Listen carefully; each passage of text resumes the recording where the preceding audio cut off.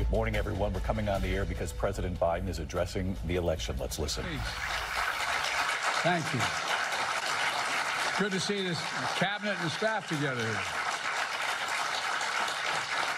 Thank you.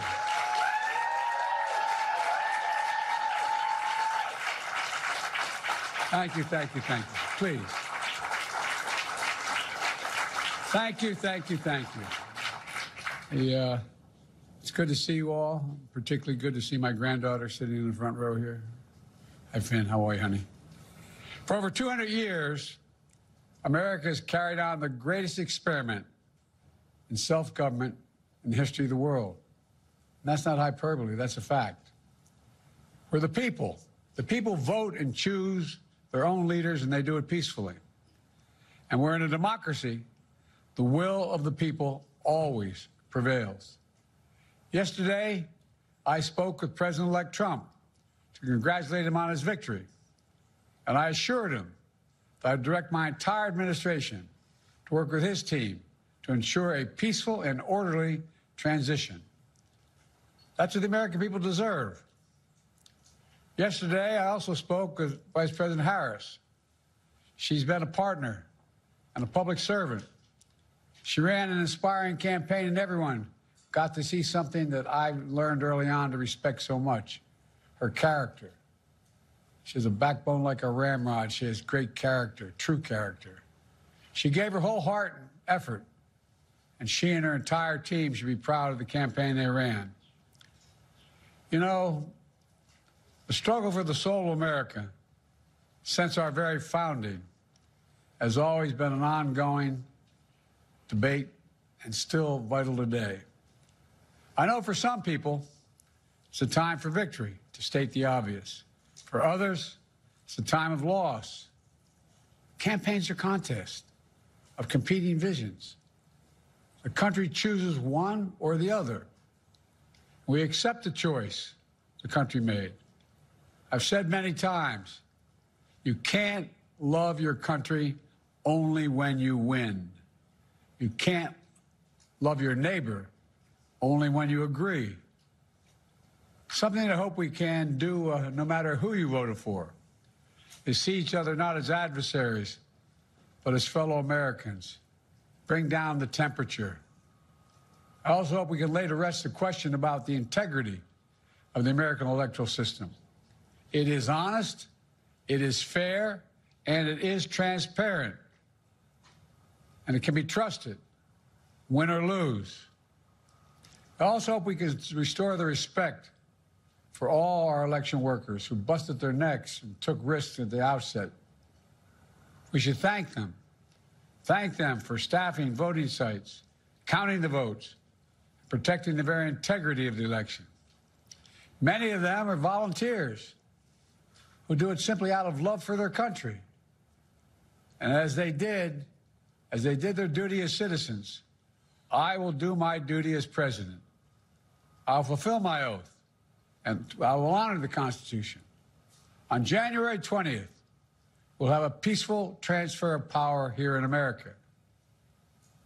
To all our incredible staff, supporters, cabinet members, all the people who've been hanging out with me for the last 4 years, God love you, as my mother would say, thank you so much. You put so much into the past 4 years. I know it's a difficult time.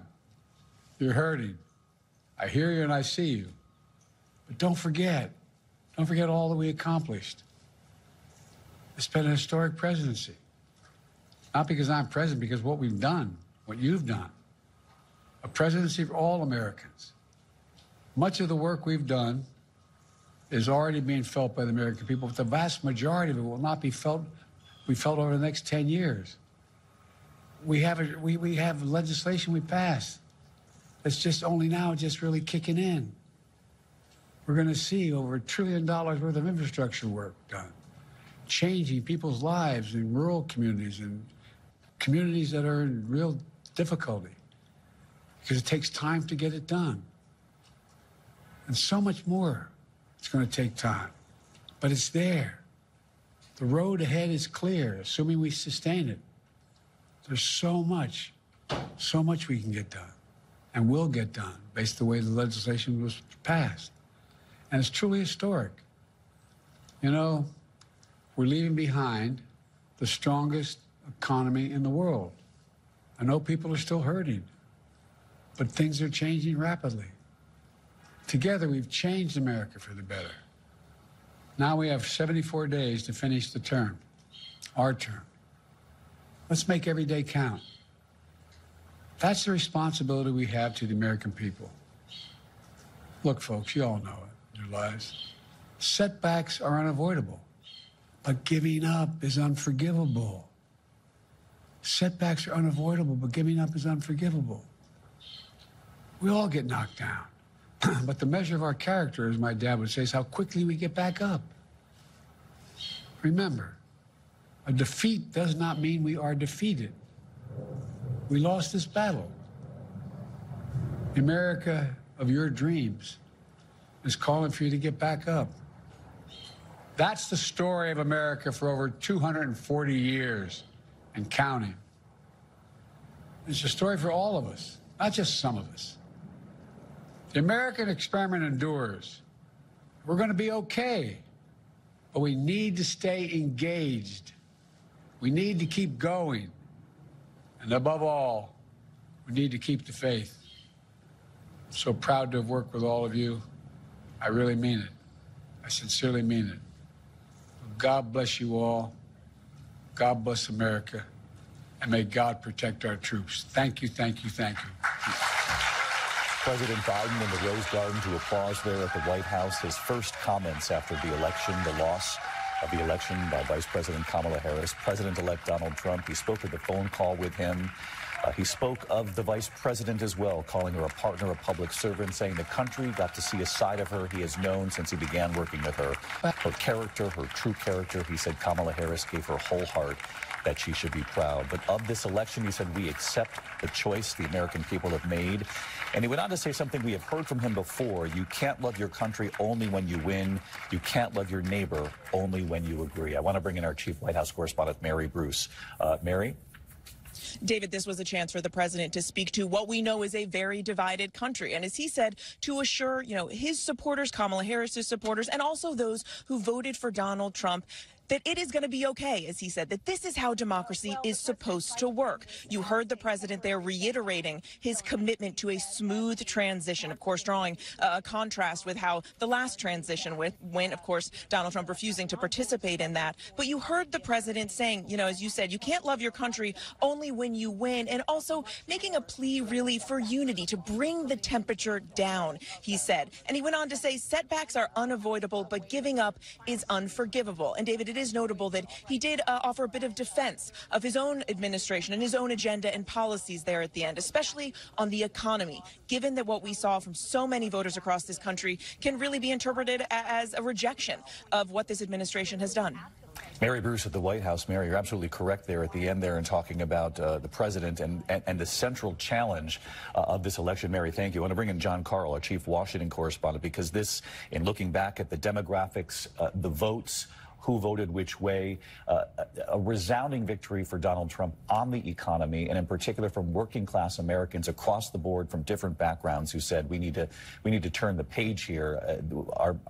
Our paycheck did not go as far these last few years, and you heard President Biden there talk about the infrastructure, the plan that he passed, got it through Congress. He said the jobs will just start being created now.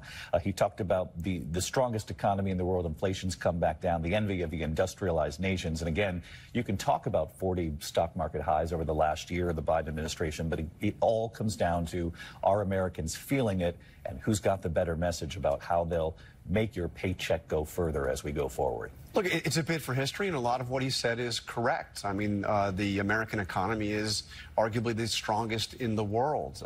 He did pass a series of historic pieces of legislation, the impact of which will be felt for many, many years to come.